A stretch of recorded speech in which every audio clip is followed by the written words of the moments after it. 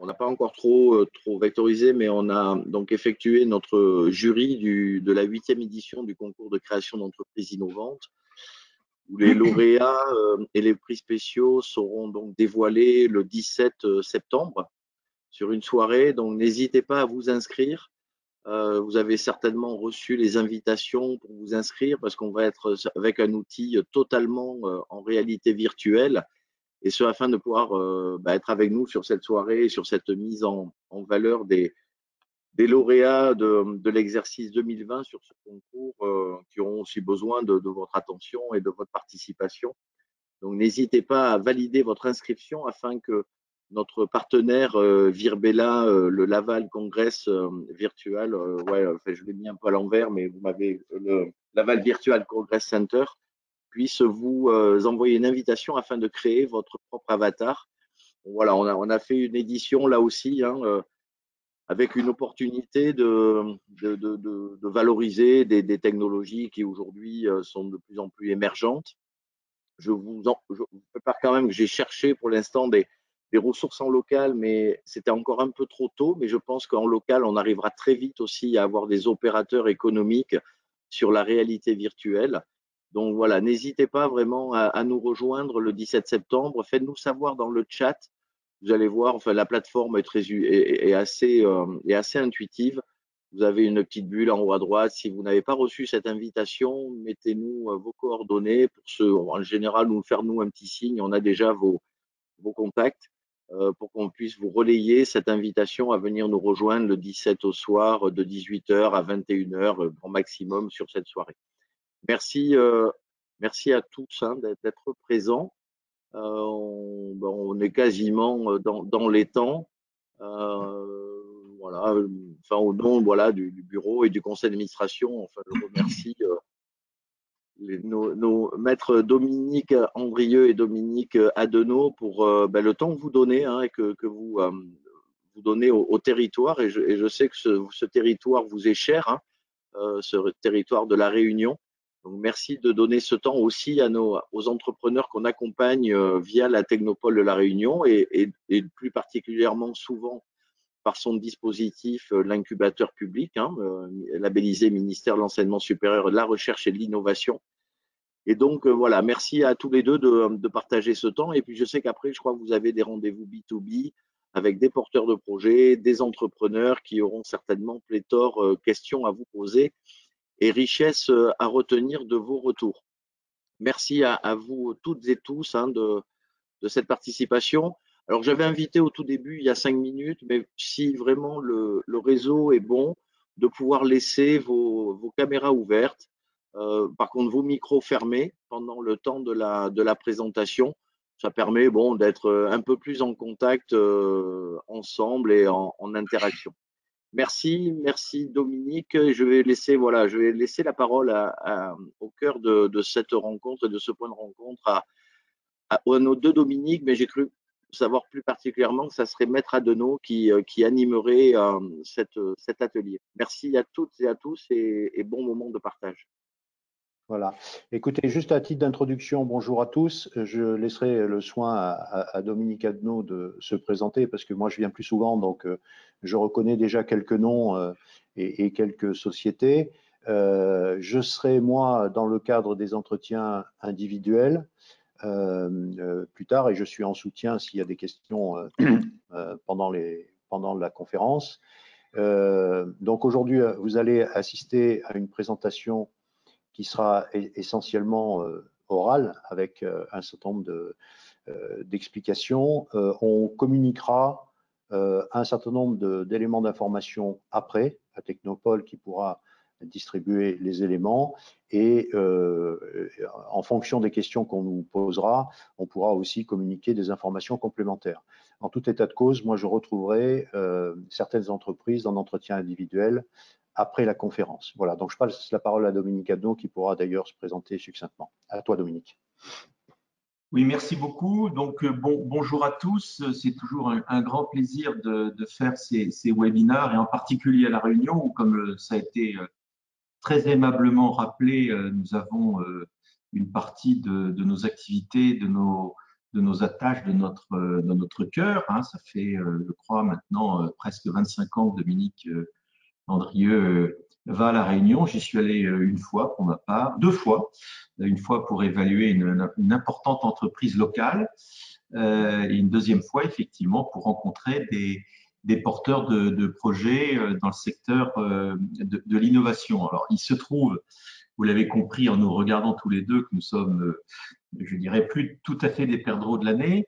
Je suis pour ma part un historique du capital investissement, puisque j'ai dû faire ma première levée de fonds à l'époque où j'étais à la BNP en 1983. Et je peux témoigner donc que le paysage a beaucoup changé en 35 ans. Qu'est-ce qui a changé en fait?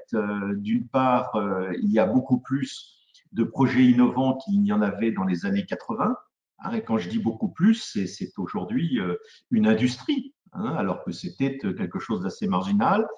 Et il y a deuxième facteur très nouveau et qui a radicalement changé ce métier, c'est qu'il y a énormément de capitaux, hein, alors qu'à l'époque, quand je vous parle de 1983, la BNP pour laquelle je travaillais était la première banque européenne à lancer un fonds d'investissement dédié à l'innovation.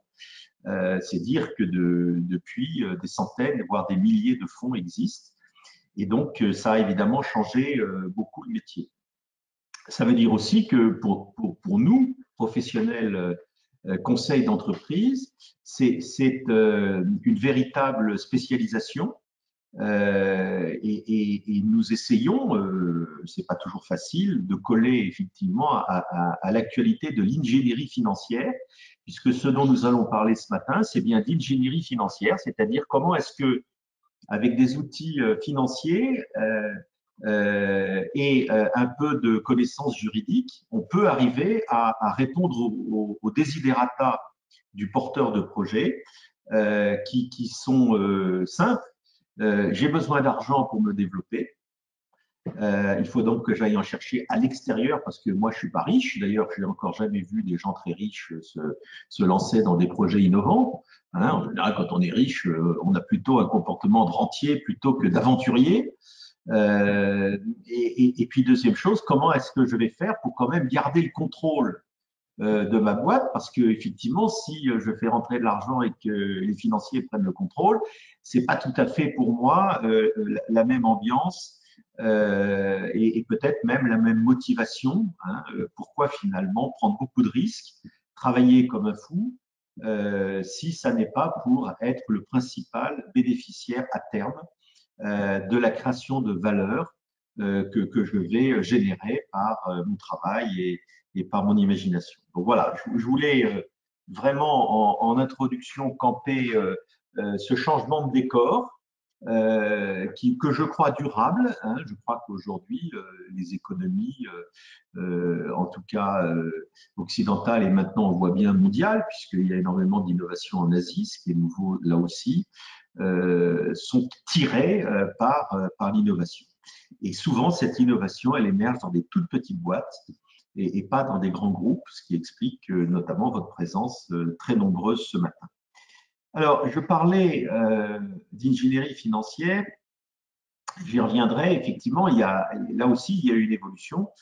Il y a de nombreux outils juridiques qui permettent de concilier ouverture du capital et contrôle.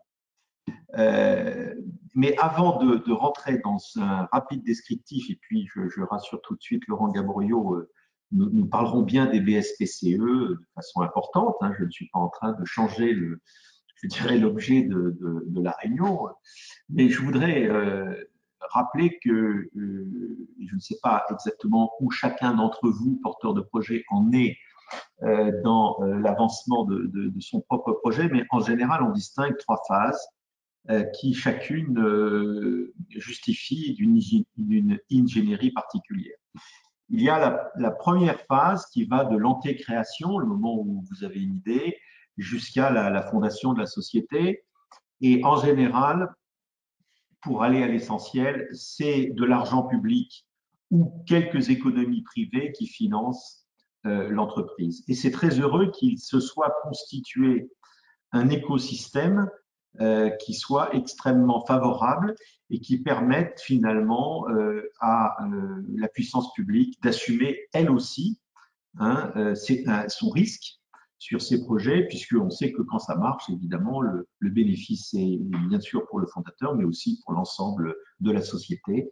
Ça crée beaucoup de richesses, ça crée des emplois, et donc il est bien normal qu'à ce moment de création de l'entreprise innovante, la puissance publique puisse intervenir massivement. Je vous passe les différents outils, vous les connaissez tous, et puis vous êtes, pour certains d'entre vous, j'imagine, dans des incubateurs, dans tout ça. Donc, vous lancez le projet. Et puis, vous allez arriver assez rapidement à une définition d'un produit, que ce soit un produit industriel avec un prototype ou un produit informatique si c'est un logiciel ou une offre de service quelconque. Et là, vous commencez à avoir des besoins financiers liés non plus à la mise au point, mais à la création, au développement, au premier développement. C'est le moment où on va sur le marché. Et c'est à ce moment-là qu'intervient en général un premier petit tour de table qui va peut-être permettre à l'entreprise de tenir 18 mois supplémentaires. Et ce petit tour de table, il est financé par le créateur qui souvent a gagné des prix, a eu des prêts d'honneur ou telle chose, et puis ce qu'on appelle le love money, c'est-à-dire l'entourage du porteur de projet qui peut être familial ou amical, qui vont chacun mettre des petites sommes. Mais ça va permettre finalement de passer le cap d'une première année et vérifier tout simplement si le marché est là ou pas. C'est important d'ailleurs cette première année où on s'adresse au marché, parce que c'est ça qui va déclencher, et on va venir vraiment au cœur de notre sujet, c'est ça qui va déclencher le deuxième tour, qui lui, en général, est financé par ce qu'on appelle des investisseurs professionnels, c'est-à-dire des fonds d'investissement dont le métier est de prendre des risques en prenant des participations dans des sociétés innovantes. J'insiste bien sur la notion d'investisseur professionnel. On n'est plus du tout là dans un cercle amical ou familial, on est vraiment dans le vrai business. Chacun est pouvant avoir à ce moment-là des intérêts divergents, les financiers voulant gagner leur vie et le dirigeant voulant garder le contrôle et pouvoir mener un peu comme il le veut le projet. C'est à ce moment-là que va se poser la question que j'évoquais en introduction. Qu'est-ce que va être la dilution qu'on me propose ou que ça va générer ou que va générer cette entrée d'argent frais? C'est une question absolument centrale qui, pendant des années, a été très mal appréhendée par les professionnels. Et je vais vous expliquer, puisque j'ai cet avantage de connaître la longue histoire de ce métier, je vais vous expliquer comment on faisait il y a 20 ans. Il y a 20 ans, à ce stade-là, on commençait à avoir un petit frémissement, on faisait un business plan et on mettait en œuvre des méthodes d'évaluation plutôt basées sur l'actualisation de flux futurs. Bref, alors même qu'on n'avait pas de résultats, que la société perdait de l'argent et qu'on était, certes, on avait des frémissements de marché, mais on n'était pas tout à fait sûr quand même que ça allait marcher, on mettait en œuvre des méthodes d'évaluation traditionnelles, avec évidemment un pourcentage d'erreurs absolument considérable, puisque soit ça marchait pas, et donc évidemment on était démenti sur la valeur, puisqu'on ne pouvait pas justifier de la valeur qu'on avait payée, puisque la société était en difficulté, soit ça marchait tellement bien qu'on se disait, mais finalement, et notamment les dirigeants, j'étais bien bête d'accepter une dilution aussi importante, une valeur pré-monnaie aussi faible, j'aurais dû, évidemment, mais personne ne lisant dans le mar de cristal ne pouvait évidemment changer la donne. Donc, on était, entre guillemets, sur un exercice purement intellectuel qui était là pour conforter les comités d'investissement qui, de façon un peu archaïque, savaient lire des évaluations traditionnelles, mais pas plus. Et les choses ont beaucoup changé puisque aujourd'hui, J'en profite d'ailleurs pour lancer ce message à vous tous, porteurs de projets. Ne dépensez pas un copec dans une évaluation d'entreprise pour ce premier tour de table professionnel. Ça ne sert à rien. Et si d'ailleurs, je dirais, vous allez peut-être me trouver très péremptoire, je suis assez confiant dans ce que je vous dis, si des fonds d'investissement vous demandaient des évaluations en mettant en œuvre les méthodes traditionnelles, je pense qu'il y aurait des questions à se poser sur le professionnalisme de ce fonds.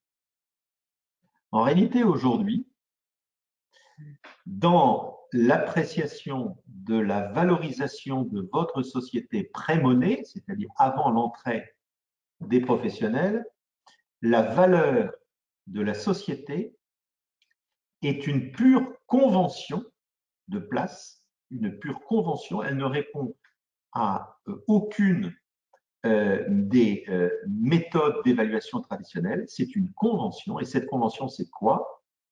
C'est de dire que l'argent que je vais mettre, qui correspond aux besoins d'investissement nécessaires au développement de l'entreprise, va représenter 20 à 30% de la valeur de la société. Alors, exemple, j'ai besoin de 200 000 € pour ce premier tour de table professionnel. Mettons 500 000, ça sera plus simple. J'ai besoin de 500 000 pour ce premier tour de table professionnel. Mon fonds me dit que la convention de place est entre 20 et 30%. Je me mets à 25%. Donc, à terme, 500 000, 25%, ben, ça veut dire que je multiplie la valeur de ces 500 000 par 4. C'est-à-dire que la société pré-monnaie vaut 1,5 million. Et après monnaie et post-monnaie, une fois qu'on aura mis les 500 000, elle vaudra 2 millions, ce qui veut dire que le fonds aura 25%. Si c'est 1 million, ben, vous multipliez par 2, et si c'est 100 000, ben, vous divisez par 5.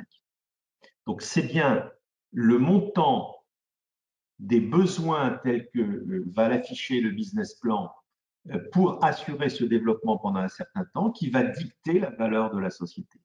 Ce n'est pas autre chose. Vous pouvez enrober ça comme vous voulez. De toute façon, c'est ce qui se passera. Alors pourquoi on en est là? Pourquoi est-ce qu'il y a un accord de place sur le fait que ce premier tour de table professionnel, qui va permettre donc une levée de fonds importante, se contente de 20 à 30%? C'est assez simple et c'est finalement très intelligent. Mais prenons l'hypothèse que l'arrivée, par exemple, de ces 500 000 € fait que le fonds d'investissement est majoritaire, même de façon courte, 51%. Ça veut dire quoi? Ça veut dire d'abord pour vous, fondateurs, que vous avez perdu la majorité. Donc, vous n'êtes plus chez vous. Je rappelle que dans la plupart des sociétés, avec 51%, vous n'êtes plus chez vous. À part un blocage sur les opérations extraordinaires, acheter 3 gommes et 2 crayons, hein, ça se décide à la majorité simple. Hein, et un investissement de machine et la signature de marché, tout ça fait partie des décisions de gestion. Donc, vous n'êtes plus chez vous. Donc, vous êtes démotivé. Ou en tout cas, vous êtes moins motivé. En disant, ben, maintenant, le matin, quand je me lève et que je donne un coup de rame, eh ben, il y a, ou 2 coups de rame, il y en a un pour le financier et un pour moi. Et ça, c'est un vrai problème. Parce qu'on sait très bien par expérience que les dossiers qui réussissent, c'est parce que les fondateurs ont été d'une opiniâtreté absolument dingue, hein, ont renversé les montagnes pour arriver à faire passer leur projet. Et pour ça, il faut évidemment quand même se dire que si ça marche un jour, eh ben, on aura de l'argent pour élever sa famille. Si à l'inverse, je me mets du côté des financiers, ils vont se dire ça. Ils vont se dire, si on prend la majorité, il va être moins motivé, le gars. Donc, ce n'est pas bon pour nous non plus. Donc, vous voyez, il se crée un équilibre entre le souhait légitime du dirigeant d'avoir la majorité et le souhait légitime des financiers d'avoir un dirigeant extraordinairement motivé. Et c'est pour ça qu'on se met d'accord sur 25 à 30%, sur 20 à 30%. C'est ça l'équation. Donc, en réalité, la seule chose que vous avez à faire quand vous allez vous adresser à des fonds d'investissement, c'est de faire un mémorandum dans lequel il y a trois choses. Il y a d'abord une présentation de votre innovation. Si vous êtes dans un domaine scientifique, il faut dire, voilà, il y a une rupture scientifique, technologique, j'ai un truc breveté, machin, compagnie. Voilà. Ensuite, il faut parler du marché. Ce n'est pas la même chose. Je suis en train d'étudier avec Dominique. Nous avons, pendant que tu es à la réunion, je t'informe que je travaille. Voilà. J'espère que tu n'en doutais pas, mais donc j'ai reçu alors que moi, je ne suis qu'à la piscine.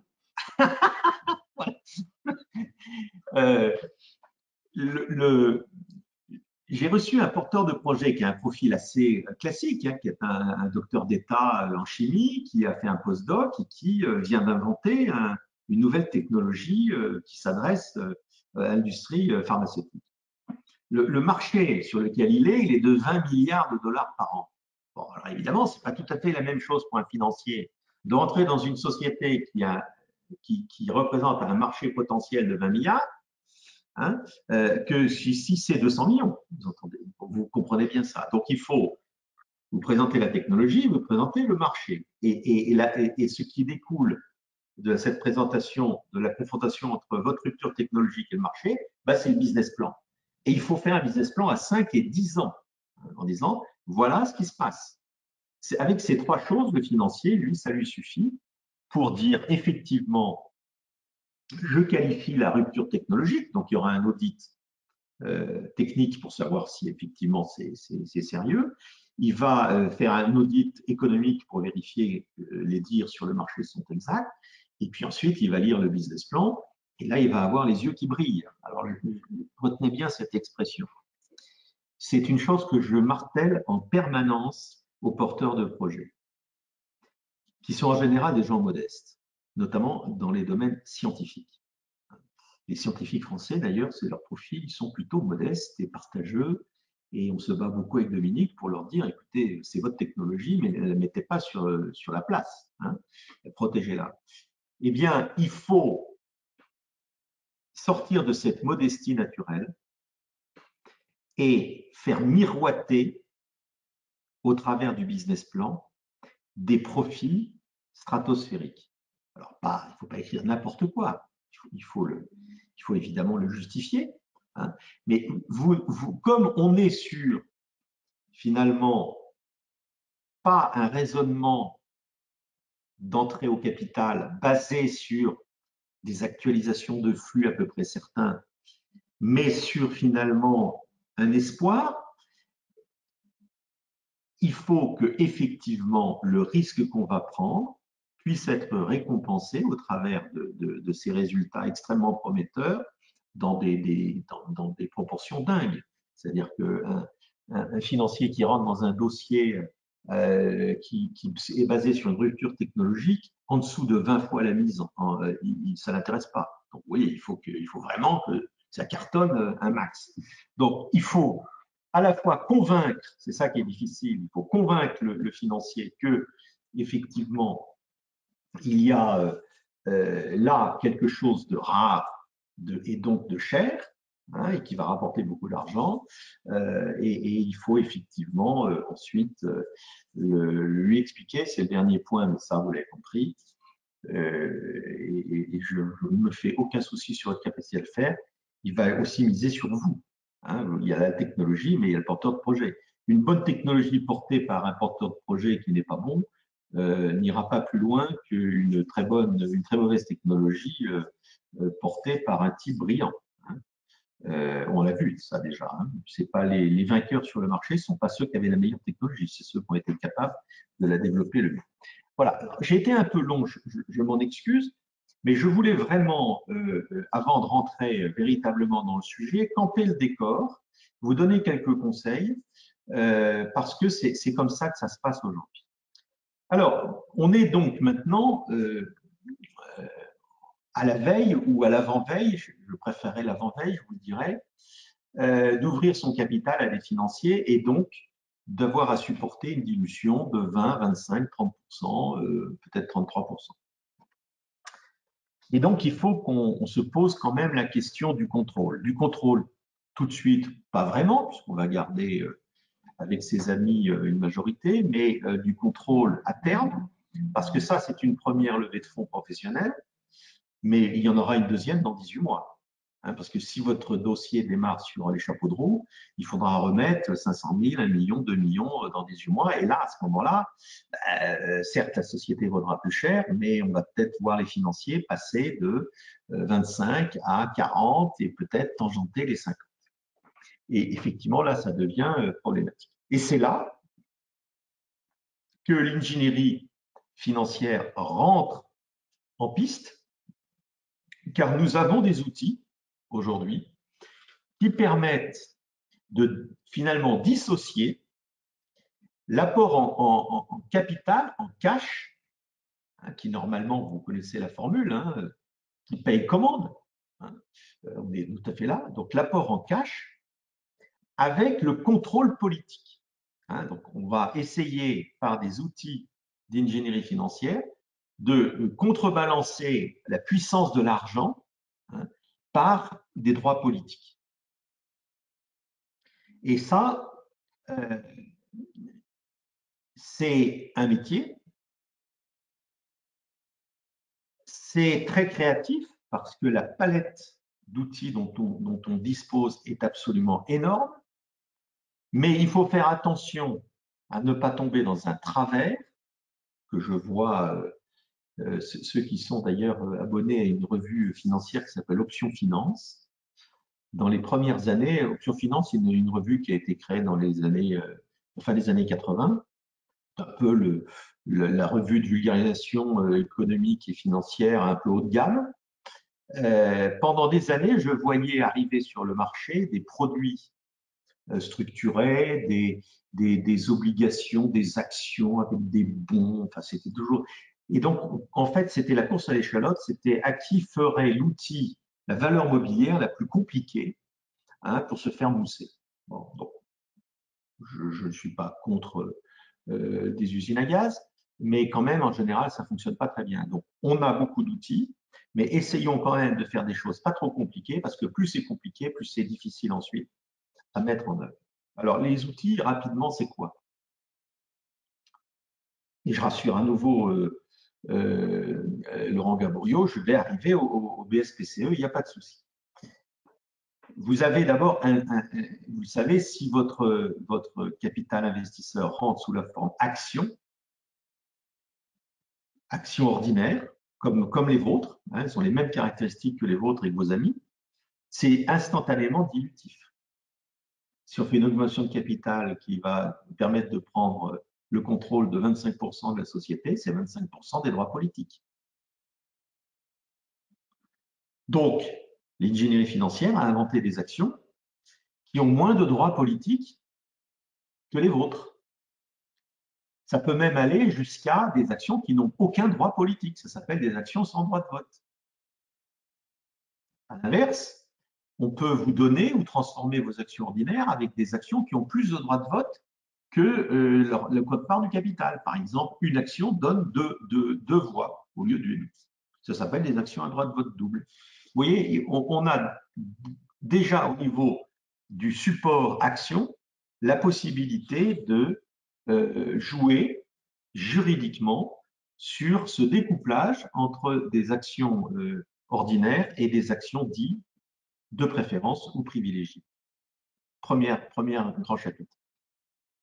Deuxième chapitre, ce sont des obligations. Alors, quelle est la différence entre une action et une obligation? Une obligation ne donne pas. Une obligation, en fait, c'est un emprunt.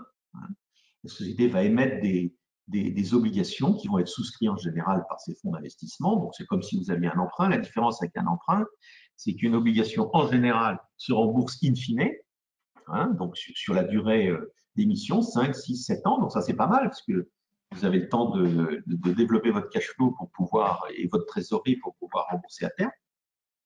Donc, première caractéristique. Et deuxième caractéristique, c'est en général, mais c'est moins vrai aujourd'hui que l'argent est quasiment gratuit, c'est en général moins cher que des prêts, notamment, et j'y viens, si elles ont la possibilité d'être converties à un moment en action. Donc, action, obligation. Obligation, il y a deux branches. Il y a la branche, je viens de prononcer le mot, des obligations convertibles, et il y a la branche des obligations remboursables en actions. Alors, on va parler de la deuxième branche, obligations remboursables en actions. Là, normalement, vous n'avez pas le choix. C'est-à-dire qu'à l'échéance, les obligations seront remboursées en actions. Alors, quel est l'avantage par rapport à l'action directe? C'est que vous avez différé sur 5, 6 ou 7 ans l'exercice des droits politiques. Donc, vous êtes majoritaire pendant toute la durée de l'obligation remboursable en actions. Mais, certes, mais au bout du compte, bling, la transformation fera que vous passerez brutalement minoritaire. Donc, ce n'est pas extrêmement, comment dirais-je, excitant comme perspective. Hein. Certes, vous serez chez vous pendant 5 ans ou 7 ans, mais vous ne serez plus chez vous à l'échéance. C'est pour ça que l'ingénierie financière et les fonds d'investissement ont mis au point des obligations convertibles avec la possibilité de ne pas convertir un certain nombre d'obligations à l'échéance. Donc, l'obligation convertible, c'est quoi? J'achète des obligations émises par votre société, donc l'argent va tomber dans la caisse, vous allez pouvoir l'utiliser. Et à terme, moi qui vous ai prêté de l'argent, j'ai le choix entre soit en demander le remboursement, donc il faudra que la trésorerie de la société le permette, ou qu'elle contracte un emprunt bancaire classique pour le rembourser, soit je demande à convertir ces obligations en actions. À ce moment-là, ça ne coûte rien à la société, mais par contre, c'est très dilutif pour vous, porteurs de produits. Donc, c'est mieux que les obligations remboursables en actions parce qu'il y a l'espoir ou la possibilité qu'il n'y ait pas de conversion, mais ça n'est qu'une possibilité, ça n'est pas une certitude. C'est pour ça que dans la négociation que vous allez mener avec des fonds qui vous proposeraient des obligations convertibles, eh bien, il faudrait absolument aligner le taux de conversion sur les résultats de la société. Pour être très synthétique, si les résultats sont ceux qui sont prévus, voire meilleurs, le fonds convertira pas ou peu d'obligations et vous garderez le contrôle initial. Si en revanche, les résultats étaient inférieurs aux prévisions, eh bien, le fonds convertirait et à ce moment-là, vous perdrez le truc. Mais à la limite, ce serait un peu logique, hein, si c'est une forme de sanction à ce moment-là.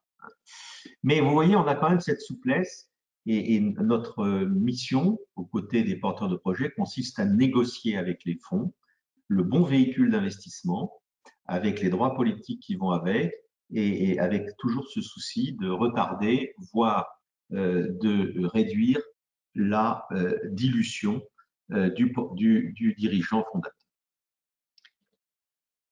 Voilà pour les deux outils principaux. Et j'en viens maintenant à cette valeur mobilière qu'on appelle des bons de souscription d'actions. Alors d'abord, il y a une différence avec une action, c'est qu'en fait, c'est un bout de papier qui vous permet, à terme, et c'est l'Assemblée générale qui décidera quand est-ce que vous pourrez convertir, si vous avez une option d'achat. Finalement, on vous donne une option d'achat d'une action à un certain prix, à un certain moment. C'est ça la valeur mobilière bon. Alors, quel est l'avantage? L'avantage, c'est que vous n'êtes pas terriblement en risque en achetant un bon ou autant en risque en achetant un bon qu'en achetant une action. Car le bon, j'y reviendrai, si c'est un BSA, il vaut 5% de la valeur de l'action. Et si c'est un BSPCE, ce qui est le sujet de la conférence, bon de souscription de parts de créateurs d'entreprise, il est gratuit. Donc évidemment, c'est beaucoup moins risqué d'acheter quelque chose, un support qui vaut 5% du support facial ou quelque chose qui est gratuit que d'acheter des actions tout de suite. Première chose. Deuxième chose, l'intérêt, c'est de dire finalement, j'achèterai l'action que si j'y ai un intérêt. Donc, l'Assemblée générale va venir vous dire, je prends par hasard M. Rode, que je ne connais pas, que je salue. Monsieur Rode, on va vous proposer d'acheter des bons et qui vont vous donner chacun la possibilité d'acheter des actions de votre société à 100 €. Et ces bons, ils ont une durée de 5 ans et vous pourriez les exercer, par exemple, la 3e et la 4e année. Arrive la fin de la 3e année. Si votre société n'a pas performé et que l'action vaut 50 €, vous n'êtes pas un imbécile. Vous n'allez pas acheter 100 € ce qui vaut 50 €. Donc, vous n'allez pas exercer votre bon. Vous aurez perdu soit 5% si c'est un BSA, soit rien du tout si c'était un BSPCE. Si en revanche, votre société a performé et que l'action vaut 150 €, il faudrait être un imbécile pour ne pas payer 100 ce qui vaut 150. Donc, vous allez exercer votre bon.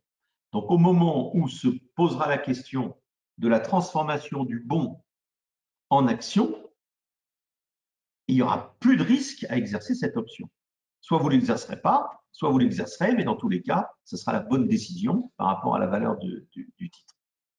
Donc, je dis ça parce que c'est un des effets de levier extrêmement sympathique du bon par rapport à l'action, c'est que ça permet finalement de pratiquement annihiler le risque. Alors, 2 minutes, parlons du BSA. Le BSA,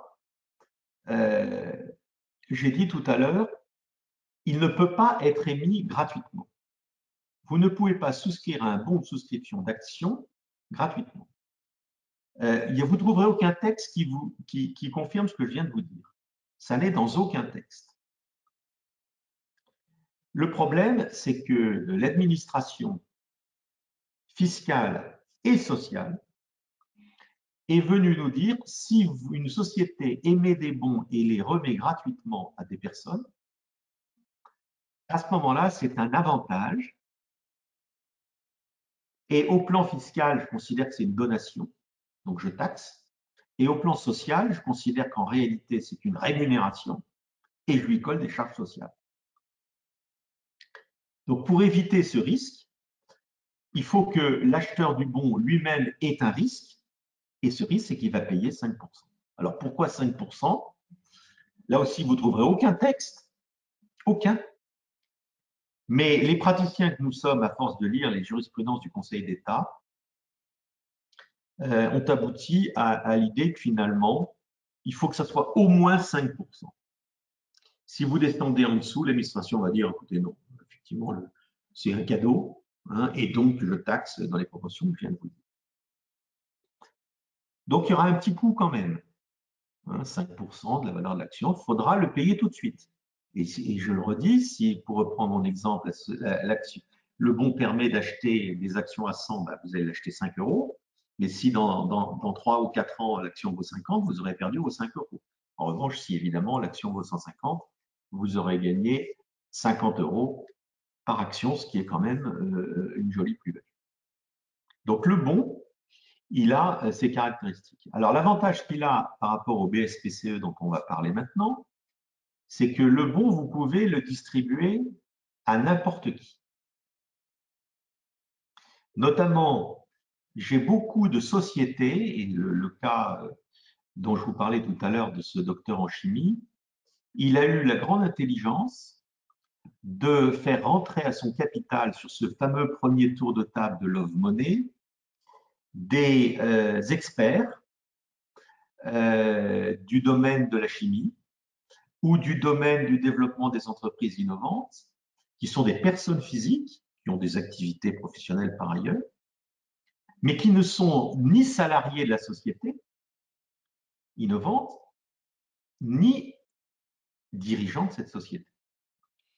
Et donc, ils ne peuvent pas, parce qu'ils ne sont ni salariés ni dirigeants, pour souscrire à ces fameux bons de souscription de parts de créateurs d'entreprise dont nous avons parlé maintenant. Donc, je tenais quand même à vous en parler parce que, franchement, je pense toujours à cet exemple. Il y a dans ce board informel 2 ou 3 personnes extrêmement utile pour le développement du projet.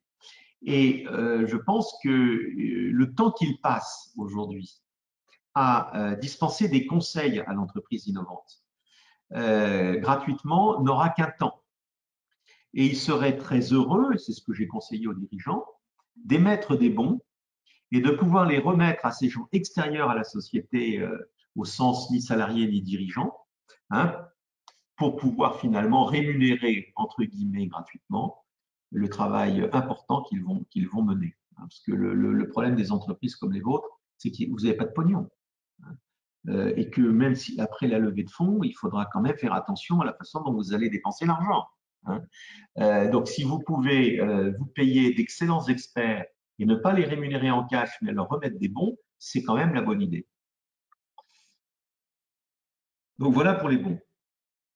Et on arrive maintenant au BSPCE. Alors, le BSPCE, c'est un outil absolument magique. J'ai toujours pas compris d'ailleurs comment le législateur français, dans un moment probablement d'égarement, a mis en place un outil aussi génial parce qu'il n'a absolument aucun défaut et aucun risque. D'ailleurs, pour l'histoire, ce produit miraculeux a été mis en place à l'occasion d'une loi de finances. C'est donc pas un texte juridique, c'est un texte financier. Un soir, à 11 h du soir, il y a eu un amendement qui a été proposé par un député. Les députés ont été fatigués probablement, c'est passé, et puis après, c'est rentré dans le droit positif. Pas grand monde a bien compris ce qu'ils étaient en train de faire, n'empêche que c'est rentré dans le droit positif et que ça s'est énormément développé depuis. Je ne suis pas sûr qu'à Bercy, il soit très content de cette affaire. Et je vais vous donner une anecdote réelle, c'est pas pour faire mousser le cabinet, mais nous aimons bien au cabinet interpeller le gouvernement. Quand nous pensons qu'un texte qui régit la vie des sociétés est mal foutu ou inutile ou toxique. Donc moi, je n'hésite pas avec Dominique à prendre mon papier en tête et d'écrire au ministre machin, au député machin, en disant écoutez, il faut faire quelque chose. Et sur ces BSPCE, bons de souscription de parts de créateurs d'entreprise, j'avais un problème, c'est que mes clients qui avaient créé une entreprise innovante en France développaient des technologies qui s'adressent au monde entier et créaient 18 mois, 2 ans après la création d'entreprise en France, une filiale aux États-Unis et une filiale à Hong Kong ou à Shanghai. Et envoyer leurs meilleurs cadres à Hong Kong, Shanghai ou Los Angeles pour pouvoir créer la filiale et développer les marchés américains ou asiatiques. Ces cadres français étaient détachés dans ces filiales, pour la plupart. Mais quelquefois, même, ils étaient carrément expatriés, en ce sens qu'ils perdaient leur contrat de travail en France et puis ils étaient après régis par le droit américain ou chinois.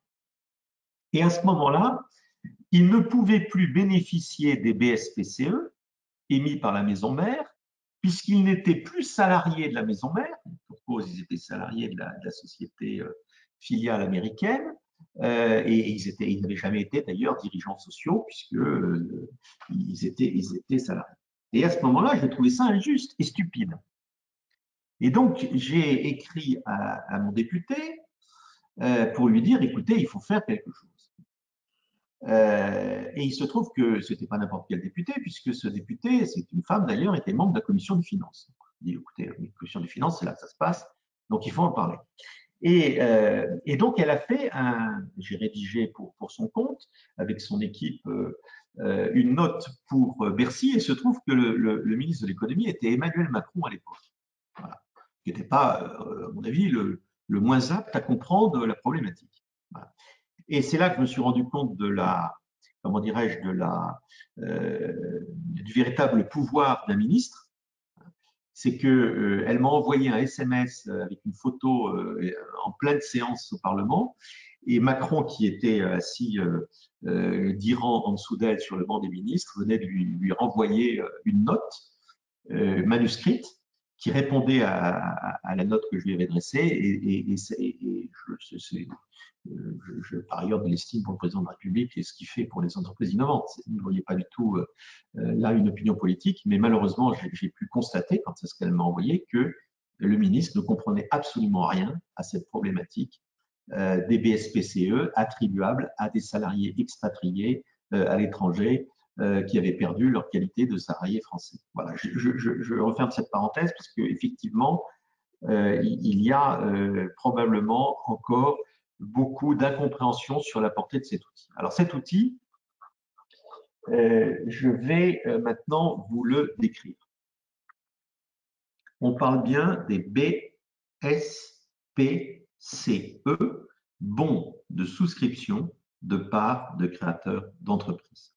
Donc première chose, toutes les sociétés par action, donc SAS pour la plupart, on fait de moins en moins de sociétés anonymes, peuvent émettre des bons de souscription de parts de créateurs d'entreprises sous la seule réserve qu'elles aient moins de 15 ans d'existence.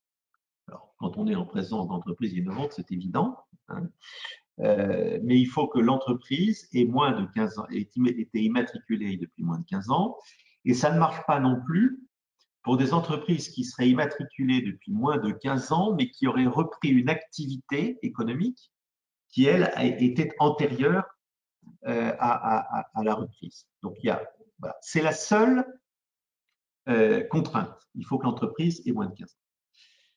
Qui peut acheter ces bons?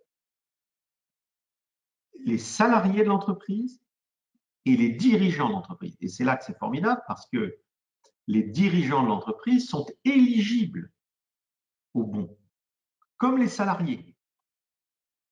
Ça change beaucoup de choses. Et je vais vous expliquer pourquoi, parce que je suis un fervent partisan de répartir ces bons entre les salariés et les dirigeants, et pas les donner tous aux salariés ou tous aux dirigeants. Ces bons, vous l'avez compris, ils vont donner la possibilité d'acheter dans le futur des actions à un prix qui est déterminé une fois pour toutes. Et vous pouvez mettre des durées d'exercice très longues. C'est-à-dire, vous pouvez dire aujourd'hui, mon action vaut 100 €, je vous donne une option au travers du bon d'achat d'actions à 100 € pour dans 10 ans. Et dans 10 ans, l'action vaudra peut-être 10 000 €. Et donc, je mettrai 100 € sur la table et je recevrai 10 000 € en actions.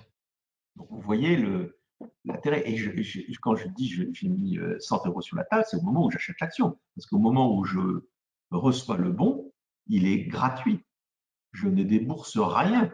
Ce n'est même pas les 5% du bon de souscription d'action dont je vous ai parlé tout à l'heure. C'est gratuit.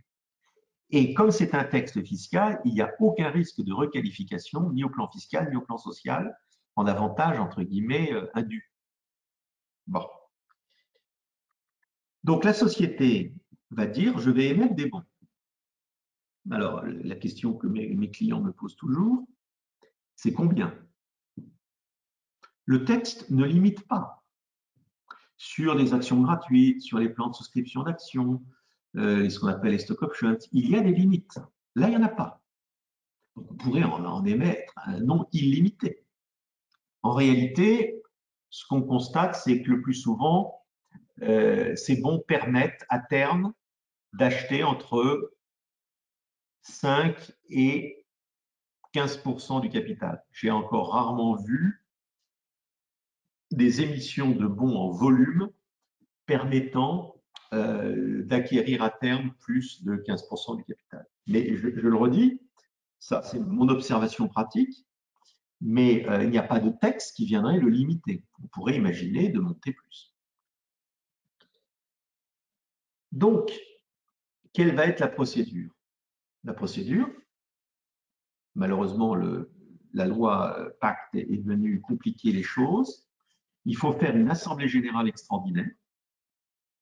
Donc, vous convoquez une assemblée générale, vous mettez à l'ordre du jour l'émission de bons, et la complexification récente qui nous est tombée dessus, c'est que maintenant, il faut impérativement un rapport d'un commissaire aux comptes. Donc, il faut qu'un commissaire aux comptes vienne signer un bout de papier par lequel il dit que finalement, alors j'espère que vous n'avez pas dans votre… je l'avais dit d'ailleurs sur un autre webinaire que j'avais fait à la Réunion, donc je peux le redire, en présence d'un commissaire aux comptes. Le commissaire aux comptes, vous allez le payer pour qu'il vous dise que finalement, il n'est pas en mesure de porter une appréciation sur la valeur de la société et donc les conditions d'exercice du bon. Voilà. Malheureusement, la loi est ainsi faite qu'il faut ce rapport, il se couvre, c'est légitime, ça ne sert à rien de mon point de vue, mais c'est comme ça. Alors, une fois qu'on a fait le rapport du commissaire aux comptes, ben on réunit l'Assemblée et on émet les bons. Là, l'Assemblée, elle a en face d'elle deux options. Soit elle se contente de les émettre, et la société les garde par devers elle. On va émettre 1000 bons, et la société, elle les garde, elle ne les attribue pas. Elle ne les attribue pas. Elle délègue au président de la société la possibilité de les attribuer, et elle peut y mettre éventuellement des conditions, hein, mais pas des conditions supralégales, hein, des conditions économiques. Par exemple, je suis en train de travailler sur une émission de bons en disant il faudra que tel milestones soit atteint dans 18 mois pour que j'attribue tel quantum de bons à telle et telle personne. Voilà. Donc, soit l'Assemblée, elle ne les attribue pas tout de suite, elle les garde par devers elle et elle attend qu'un certain nombre d'objectifs soient atteints pour pouvoir commencer à les répartir, soit elle les répartit d'entrée. Et elle dit, voilà, j'en ai émis 1000, j'en donne 500 aux dirigeants et j'en donne 100 à 5 salariés clés de l'entreprise chacun. C'est à votre disposition. Elle peut aussi faire un mixte. C'est-à-dire qu'elle peut dire, j'en ai mes 1000, j'en attribue 500 tout de suite aux dirigeants et le reste, je les garde et je les distribuerai aux salariés.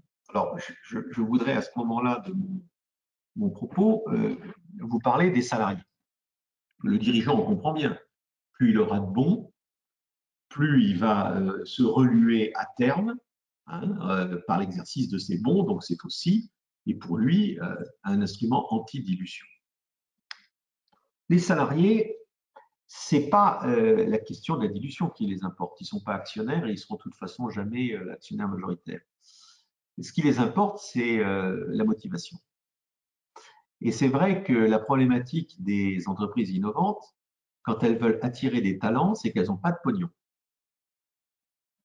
Donc, elles ne peuvent pas payer des salaires qui sont à la hauteur des talents qu'ils vont recruter. Donc, vous voyez, vous avez dans votre bureau un type ou une femme remarquable qui vaut 4 000 € par mois et vous allez lui dire, ah oui, mais il n'y a aucun doute, hein, je ne conteste pas, 4 000 €, ça les vaut complètement, vos compétences font que. Mais malheureusement, je ne peux vous donner que 3 000. Alors le type ou la femme, il va dire, bon, je suis désolé, mais c'est non. Et pour éviter que ce soit non, vous allez dire, écoutez, je peux vous donner que 3 000, mais je vais vous donner des bons de souscription de parts de créateurs d'entreprise gratuitement, qui vont vous permettre, si notre projet commun marche bien, de récupérer non seulement les 1 000 € de manque à gagner mensuel que vous allez avoir pendant toute la durée, mais beaucoup plus au travers de la plus-value que vous ferez le jour où on revendra la société ou que je vous racheterai vos parts. Donc, le cadre, enfin, l'homme clé, le chercheur, le directeur commercial ou marketing que vous voulez recruter, il va lui-même prendre ses risques en disant finalement, s'il croit au projet et qu'il croit qu'il peut mener ce projet à vos côtés, il va être très content peut-être de se faire rémunérer sur son talent à terme par des actions et par une plus-value qui en plus sera moins taxée que des salaires. Donc c'est un instrument de motivation, distribuer des bons de souscription de parts de créateurs d'entreprise pour les hommes clés, il ne faut pas donner ça évidemment à des gens qui n'ont pas de rôle stratégique dans l'entreprise. Il y a d'autres outils d'intéressement pour eux. Mais pour vraiment les collaborateurs clés, c'est un instrument extrêmement puissant de motivation pour eux. Première chose. Deuxième chose, et ça c'est la plaie du monde moderne. Et je dis ça avec mes tempes grises et l'expérience que j'ai avec Dominique Andrieux des affaires. Quand on est rentrés tous les deux sur le marché du travail, on était à peu près calibrés comme nos parents. Nos parents rentraient dans une entreprise, une grande entreprise. Mon père, je suis Clermont-Ferrand, on dirait c'est pas très original, mais c'est un exemple multipliable à l'infini. Mon père est rentré chez Michelin à 30 ans et en est ressorti à 65 ans. Il a fait toute sa carrière dans une entreprise, la même. Bon, il se trouve qu'elle s'est pas mal développée et qu'il en a profité. Mais c'était assez basique, assez fréquent, où il y avait peu de turnover, on changeait peu de boulot.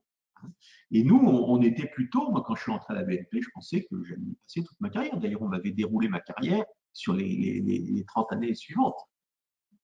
Aujourd'hui, c'est complètement différent. Les jeunes, la jeune génération, elle change d'employeur comme elle change de chemise.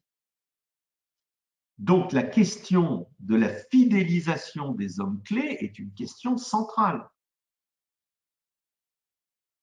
Si vous dites à votre salarié, je te donne des bons de souscription, donc tu vas peut-être devenir riche. Mais si tu quittes l'entreprise, tu perds la possibilité de devenir riche. Tu perds la possibilité de transformer le bon en action. Là, le gars, il va réfléchir, ou la fille, il va dire, attends, ok, aujourd'hui, j'ai un petit coup de calgon et j'ai envie de m'en aller. Mais si je m'en vais, je perds peut-être potentiellement 200, 300, 500 000 euros de plus-value. Là, il va peut-être passer la nuit et puis le lendemain matin, quand il va se réveiller, il va dire, effectivement, c'est pas une bonne idée de m'en aller. Et je peux vous assurer que ça marche. Le BSPCE, bon de souscription de parts de créateurs d'entreprise, comme outil de fidélisation des hommes clés de l'entreprise, c'est un des effets magiques, vertueux, efficaces du bon. Vous me suivez? Donc voilà, donc je ne lui trouve que des avantages, c'est bon. J'encourage, alors maintenant je vais venir sur les problèmes de calendrier, dans la façon dont nous procédons, quand nous accueillons un chef d'entreprise, fondateur d'entreprise innovante et que nous allons constituer à ses côtés sa société, je lui propose, dans les 3 mois qui suivent la constitution de la société, d'émettre ses bons. Donc très vite, alors même qu'on ne sait pas ce que ça va donner, on émet les bons. Pourquoi? Parce que quand les financiers dont je vous ai parlé vont examiner pour eux la possibilité d'investir dans votre société, ils vont regarder, je vous l'ai dit tout à l'heure, la valeur pré-monnaie, la valeur post-monnaie, la dilution, la participation capitale qu'ils auront. C'est trop tard à ce moment-là pour émettre des bons. Si en revanche les bons ils ont été émis 6 mois, 1 an avant, c'est un état des lieux. Ils trouvent ça dans la corbeille de la mariée, ça n'est plus négociable. Ils existent, donc ils vont faire toute leur analyse à partir de ces bons, que d'ailleurs eux-mêmes trouvent parfaitement vertueux. Ils sont tout à fait partants pour les émettre et les distribuer. Mais ce que je veux vous dire, c'est que vous avez les mains libres juste après la création de la société pour faire ce que vous voulez. Vous les aurez moins si vous voulez émettre ces bons au moment où les financiers rentrent. Ils vont dire, écoutez, on ne peut pas le beurre et l'argent du beurre, on ne peut pas se contenter de 20% chez vous, puis en plus vous allez émettre dans le même temps des bons qui vont vous permettre de vous reluer de 10%, ça va pas. Donc vous voyez, il y a une question de calendrier, donc nous incitons très fortement nos clients porteurs de projets innovants à émettre les bons très tôt dans le processus post-création de leur entreprise. J'en termine avec une question évidemment centrale pour vous, c'est la question des coûts. Combien ça coûte?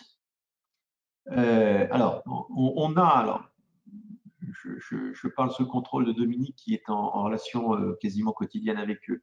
nous avons passé des accords avec des commissaires aux comptes de la Réunion qui sont d'accord, qui seraient d'accord pour émettre leur rapport, vous savez, le rapport indispensable des commissaires aux comptes, pour un tarif de 750 €, hein, qui est, je dirais, ça peut paraître énorme, hein, surtout après que je vous ai dit que ça ne serait pas grand-chose, enfin c'est comme ça. En réalité, je peux vous dire qu'ils ont fait un très bel effort, hein, et donc c'est un prix très compétitif, hein, par rapport au marché. Et pour ce qui concerne, donc 750 €, ça va dans la poche du commissaire aux comptes. Et pour ce qui nous concerne, nous, cabinet, lorsque vous nous ferez la confiance et l'amitié de nous confier cette opération, nous vous ferons, selon la taille de l'entreprise, un forfait pour monter la GE, rédiger le rapport du président, faire tout ça, faire les plans de souscription. Il y a beaucoup de paperasse à faire, hein, mais ça, c'est notre boulot. Nous vous ferons un forfait compris entre 1 000 et 1 500 €. Voilà. Donc, c'est un investissement, je ne conteste pas, hein, c'est une somme, surtout en début de processus. Mais je crois que franchement, le jeu en vaut la chandelle. Hein, c'est véritablement quelque chose qui aujourd'hui contribue à la création de valeur par notamment la fidélisation de vos cadres et contribue à diminuer ou à amoindrir votre dilution si vous êtes bénéficiaire de ces bons, ce que je vous encourage à faire, vous dirigeants, par rapport au futur levée de fonds. Voilà. J'ai tenu 1 heure, ou presque. Maintenant, si vous avez des questions, je vais peut-être repasser la parole à Dominique Andrieux, qui va jouer un peu le rôle de Monsieur Loyal, mais j'ai encore un quart d'heure pour vous répondre. Écoutez, merci Dominique. Je pense que Jérôme et Erika peuvent m'aider à éventuellement relancer les questions. Je ne sais pas si vous avez reçu des sollicitations par voie de message. Donc, alors, pas pour l'instant. En tout cas, merci beaucoup pour cette présentation et qui a permis aussi de brosser aussi tous les autres dispositifs et le phasage en fait de ce dispositif dans la stratégie de fidélisation, notamment des salariés et puis sur une stratégie globale aussi de valorisation de l'entreprise. On peut passer la parole, du coup, si vous voulez bien ouvrir vos micros et ceux qui veulent poser des questions donc, à Maître Adeno, Maître Andrieux à ce sujet sont les bienvenus. Bonjour, une petite question, s'il vous plaît. Adeno, Maître Andrieux, bonjour, merci pour la présentation. Je voulais savoir, au moment où la personne qui est titulaire du BSPCE lève l'option, comment ça se passe sur le plan de la société? Il y a une autre AGE à faire et il y a une augmentation de capital qui s'ensuit ou... Non. Oui, excellente question. Excellente question. Non, tout est prévu d'avance. C'est-à-dire que dans l'Assemblée qui a émis les BSPCE, on a déjà fait l'augmentation de capital par avance et on a délégué au président les formalités à faire. Donc, vous allez recevoir, vous dirigeants, une lettre du bénéficiaire des BSPCE, donc soit vous-même, évidemment, vous ferez une lettre à vous-même, soit votre salarié en disant je veux les exercer. Et à ce moment-là, nous vous ferons rédiger simplement un PV du président qui constate que le capital a été augmenté de temps suite à l'exercice des bons de la part de monsieur Untel et de madame Untel. Voilà. Donc tout est fait d'avance, il n'y aura aucun coût supplémentaire. D'accord, merci. Moi, j'aurais une question sur l'émission des BSPCE dès la création de l'entreprise. Est-ce que c'est pas dissuasif par rapport au fonds d'investissement et quelle est leur vision par rapport à ça généralement? Alors, ça pourrait être dissuasif si le quantum de bons émis était stupéfiant. Hein, donner la possibilité aux dirigeants de garder le contrôle, quels que soient les capitaux qui vont être investis. C'est pour ça que je disais qu'en général, il faut être raisonnable. Il faut être entre 5 et 15%. Moi, je n'ai pas, quand l'émission, juste après la création, a été faite dans ces proportions que j'indique, je n'ai pas rencontré de difficulté avec les fonds d'investissement. Précisément parce qu'ils avaient intégré dans leur analyse cet existant. Voilà. Simplement, si une partie de ces bons, pour être complet dans ma réponse, n'avaient pas encore été attribués. Donc, vous voyez, on en aurait émis par exemple 1000, 500 auraient été attribués aux dirigeants, 100 à un cadre, il en resterait 400. Simplement, ils vont demander dans le pacte d'associés à pouvoir participer au processus de sélection des bénéficiaires des 400 restants à attribuer. Voilà. Mais en dehors de cette réserve, je n'ai pas rencontré de difficultés. Maintenant, s'il y en avait une, et que ça soit bloquant, en disant nous on rentre et puis vous supprimez tout ça, bah, il n'y aura guère que le dirigeant qui pourra se couper lui-même la tête. Parce que si on en a distribué à des salariés, là d'abord, c'est juridiquement impossible, et puis ce serait terriblement toxique. Si vous allez voir un salarié en disant écoute, je t'avais donné des bons pour te motiver, mais maintenant il y a des financiers qui rentrent, je te les reprends, outre le fait que juridiquement on ne pourrait pas lui reprendre, mais imaginez l'impact. Donc je pense que là on est un peu dans la science-fiction. Moi, je voudrais ajouter une chose par rapport à ce qui a été dit, c'est que Dominique Adno a très bien expliqué que les fonds, ils sont très intéressés par la pérennité de l'opération. Le fait d'avoir attribué raisonnablement des bons à des hommes clés, c'est un élément de robustesse du business plan. Parce que il y a le projet, mais il y a les hommes qui vont intervenir sur le projet, tant en ce qui concerne le management que l'expertise. Et si vous êtes finalement en train de présenter au fond le fait que c'est une démarche stratégique de fidélisation et de renforcement de la pérennité et du développement, ça peut être qu'un élément positif. Quand on a affaire à des fonds d'investissement professionnels, tous les fonds, enfin tous les investisseurs, on va dire, ne sont pas avec une vision rationnelle de cette nature-là, mais les vrais fonds professionnels, ils auront cette vision. Alors, on a une question de Christophe Waro du projet 6CA. Il a envoyé une question sur le chat. Apparemment, il a un petit souci de micro. Première question, pourquoi remettre des bons aux dirigeants actionnaires? Précisément pour essayer d'améliorer sa position si la dilution générée par l'entrée au capital des financiers était un peu forte. Voilà. Merci. Si Christophe, bonjour. Merci. Il y a Maya qui prend la parole. Oui, oui, bonjour. Je reviens sur la stratégie en fait d'émettre des bons pour fidéliser les salariés et puis garder les hommes clés, on va dire. Pour une entreprise qui débute et qui n'a pas beaucoup de salariés, qui a en fait des actionnaires mais qui ne sont pas salariés, quelle est la stratégie?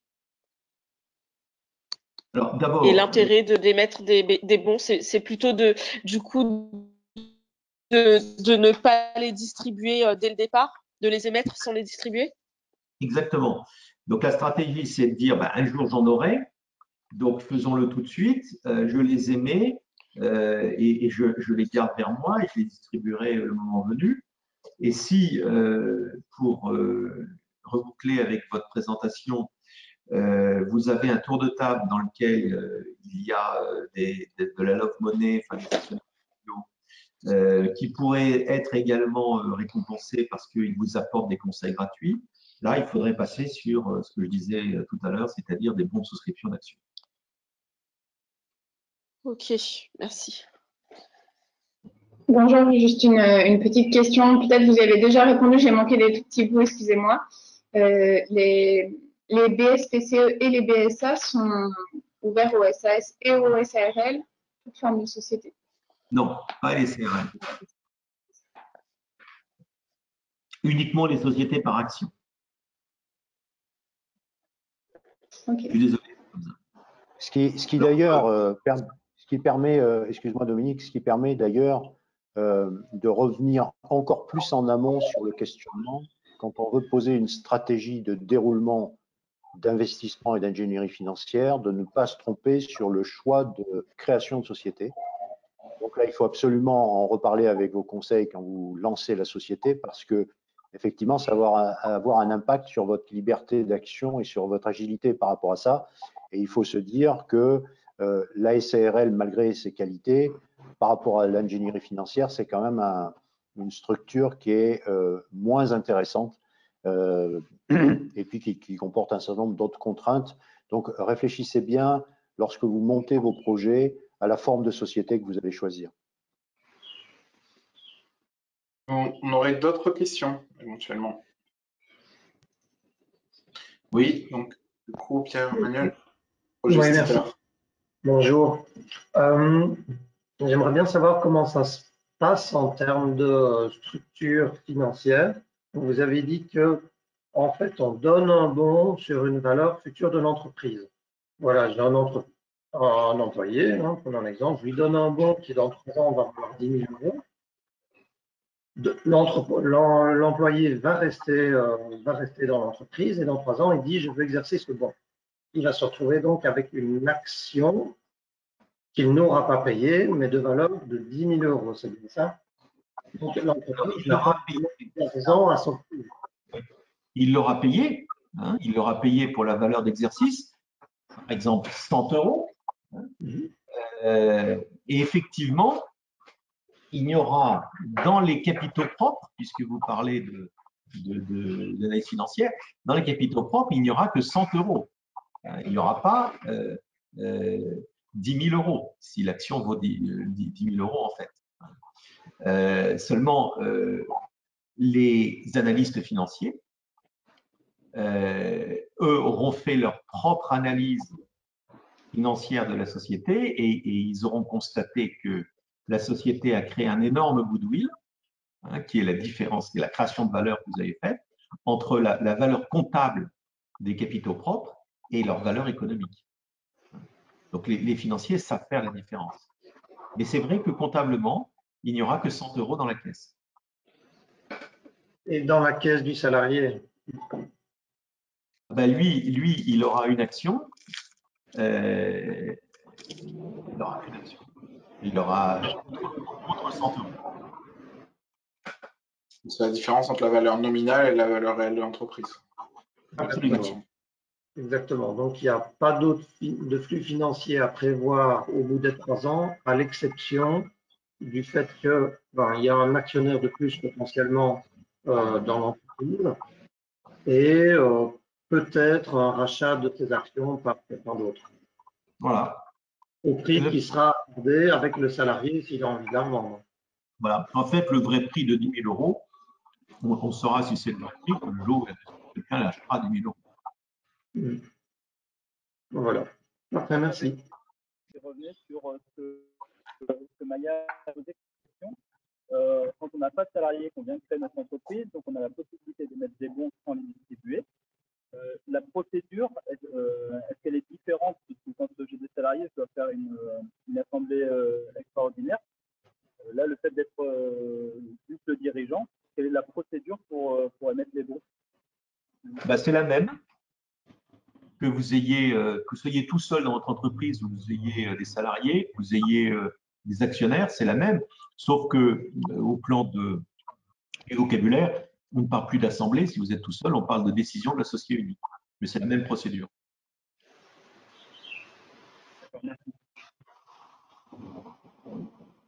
Une nouvelle question de Christophe Waro du projet 6CA.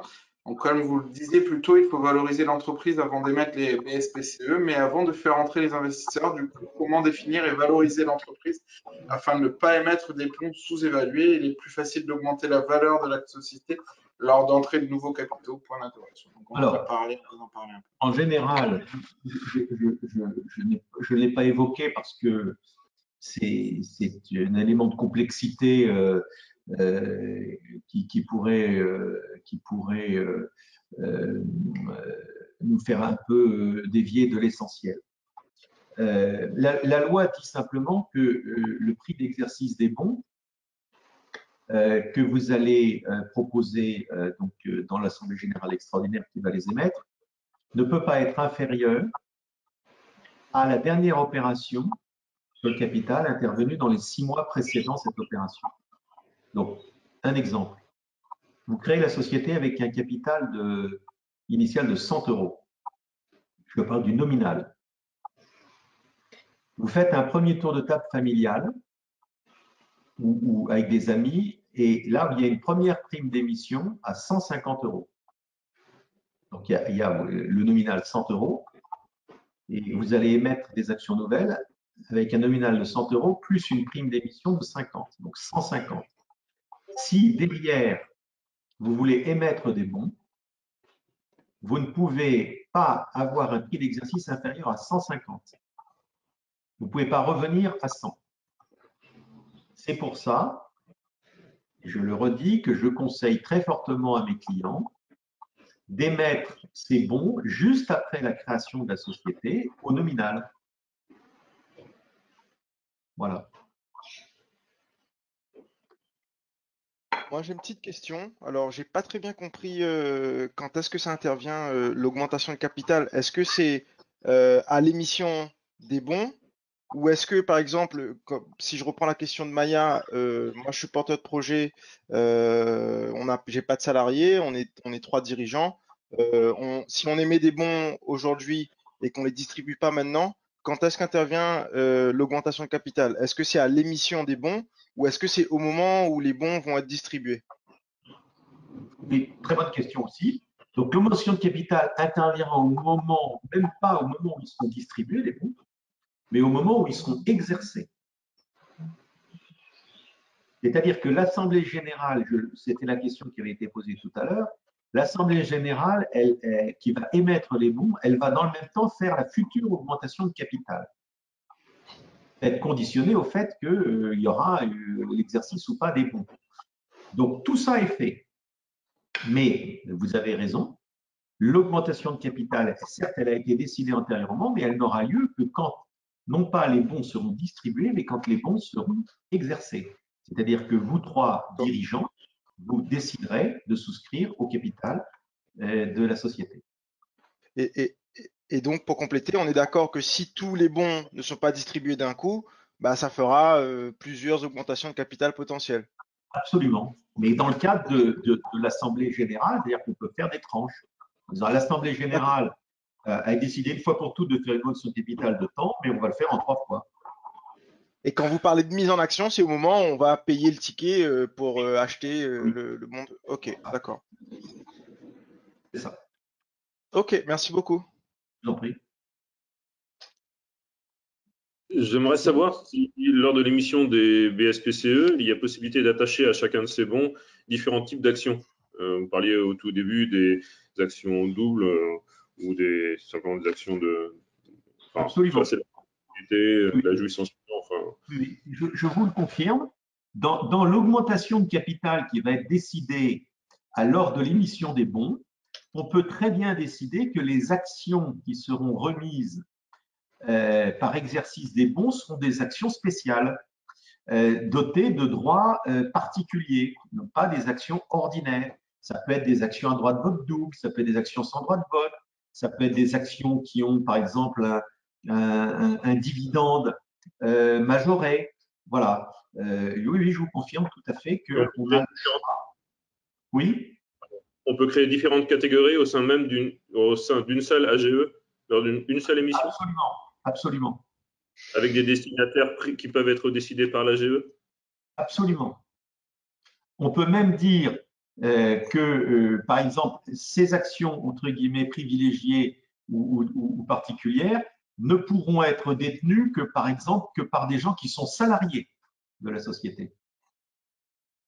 Et CQFD, s'ils perdaient d'abord, s'ils ne sont pas salariés, ils ne peuvent pas en avoir. Et s'ils n'étaient plus salariés, il faudrait qu'on leur achète. Ils ne pourraient pas rester associés. Merci.